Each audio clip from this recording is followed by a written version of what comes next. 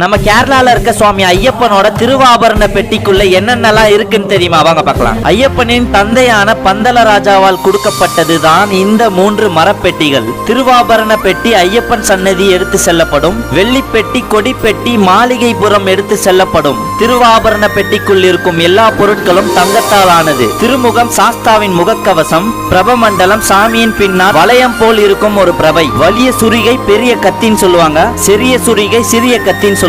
தங்கத்தாலான யானை சிலை 2, தங்கத்தாலான கடுவாய் புலி சிலை 1, வெள்ளி கட்டிய வலம்புரி சங்கு, தங்கத்தாலான பூர்ணா புஷ்கல தேவியர் உருவச் சிலை, பூத்தட்டம், பூக்களை வைக்கும் தங்கத்தட்டு, தங்கத்தாலான நவரத்தின மோதிரம், தங்கத்தாலான சரபலி மாலை, தங்க இதழ்களால் ஆன வில்வ மாலை, நவரத்தனங்களால் ஆன மணிமாலை, தங்க எருக்கம் பூக்களால் ஆன எருக்கம் பூ மாலை. வெள்ளி பெட்டிக்குள்ள பாத்தீங்கன்னா ஒரு தங்க குடம், பூஜை பாத்திரங்கள் இருக்கும். கொடி பெட்டிக்குள்ள என்ன இருக்குன்னு பாத்தீங்கன்னா யானைக்கான நெற்றி